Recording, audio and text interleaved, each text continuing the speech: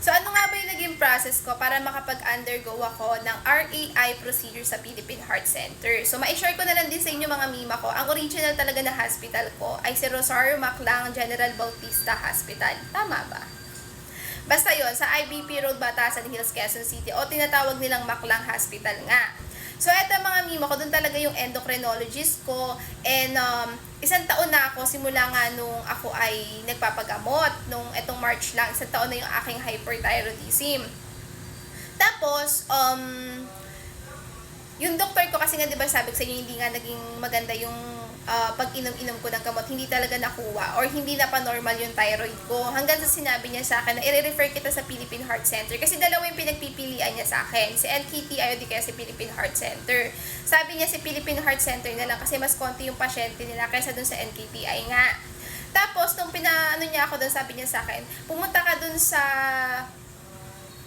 nuclear medicine. Dun kasi yun yung, kumbaga, clinic nga na available yung RAI procedure. Tapos binigay niya ako ng papel, ganito, ganyan, yung mga quotation.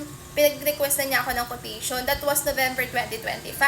Nagpunta ako ng November 2025 doon, in-explain na sa akin yung mga ganito. Kinausap na din ako ng doktor doon.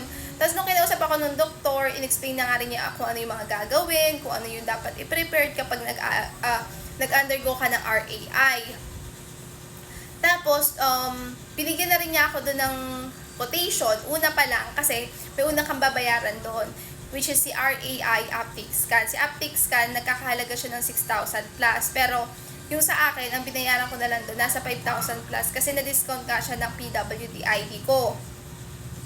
After nun, hindi pa ako natuloy nung November kasi nga, pangit pa yung result ko. Hanggang sa, bumalik ako ng January sa doktor ko, pangit pa rin yung result ko hanggang sa April na ata kami huling nagkita ng doktor ko. Binigyan na niya ako ng final na endorsement, kumbaga. Doon ako binigyan ng tinatawag nating interagency. Ang magbibigay ng interagency na yon ay sa social service ng original yung hospital. Doon kasi naka-indicate kung ano yung magiging procedure mo, kung ano yung gagawin sa'yo. Tapos, doon na din nakalagay kung saan ka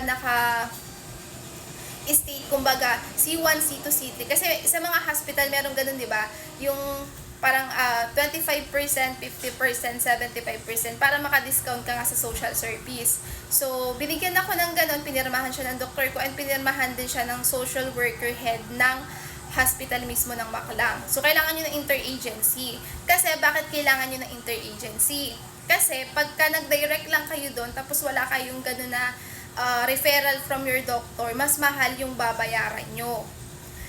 Tinanong ko na rin yan kasi may mga nag-comment na din na paano man pag nagpa-check up kami doon or di kaya dumiretso kami, mas mapapamahal daw kayo, iba daw yung presyo, tapos iba pa yung doctor's fee nila. So, mas maganda kung meron na kayong mga doktor, magpa-refer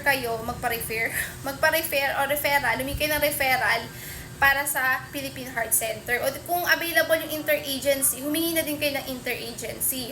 Tapos after interagency na yun, ipapacheck nyo yun sa social service ng Philippine Heart Center. Tapos tatatakan na nila yon. Pero sa akin nga nangyari, gawa nga na na-cover siya ng GL ko, GL na lang yung pinambayad ko.